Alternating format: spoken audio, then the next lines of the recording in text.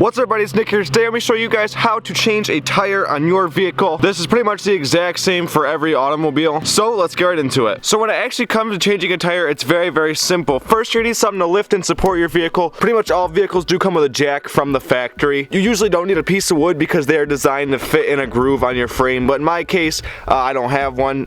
So I got this one, like 50 bucks. Also, they usually come with tools from the factory. There's a specific one that's designed for your car. I am going to be using a torque wrench because obviously I'm going to be torquing these back down to spec because I'm going to be daily driving it. But if you're stranded alongside the road, obviously you're probably not going to have a torque wrench. And the wrench actually provided from the factory to change your tire is designed to a specific length so that the average person can naturally torque down their lug nuts to pretty darn close factory spec, which is why it's safe to use that in a pinch and travel a short distance. So the first step, you're going to come inside and push your parking brake all the way down. If you do have something, it is safer to chalk off the rear wheels, but you won't always have that if you're on the side of the road. Then we can come up here and begin jacking. Now in the situation I'm replicating, just this tire is popped. So for this you want to find a thick piece of metal. For example, this is my frame right here.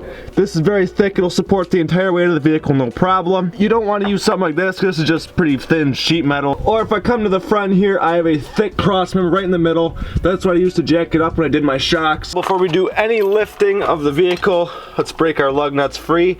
This way the wheel won't spin.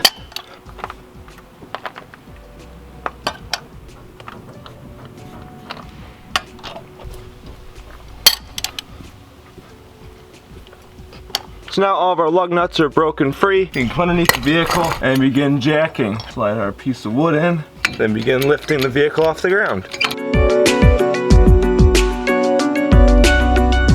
Now if you come here, you can see the wheel is off the ground. Now when the vehicle's like this, you do not want to go underneath it because it's not really supported by anything besides that jack. And I would not trust that. But this should be pretty quick and simple. Loosen up all your lug nuts. Now the lug nuts removed, we can take our wheel off. We can grab our spare tire here.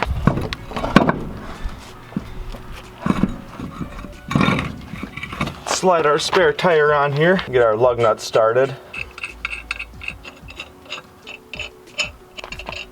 With all of our lug nuts started, we can then come over here and let our jack down.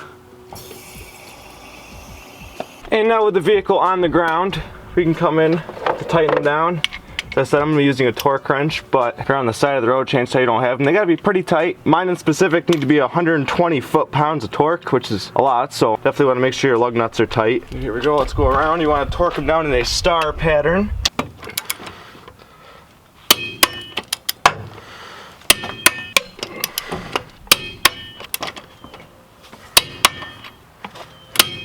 Alright, and that is how you change a tire. As you can see, we got the spare tire on. It's all torqued down. Now this is safe. You gotta drive to a tire shop or some place where you could actually get a real tire on, because most cars, they have what's called a donut. The spare tire is smaller than the stock tire. In my case, I have a truck, and typically with trucks, they provide a full-size spare like this one. So this one's actually safe. I could drive as many miles as I want on it. I mean, this is the factory one. There is some cracks in it, so I would not really recommend it. But this one would get me by in a pinch if I really had to. And that is basically how you change a tire. It's pretty simple, and it's good to know in case you ever need to do it on the side of the road. But that's it for me, guys. Make sure to like, subscribe if you are new. I will see you guys next time.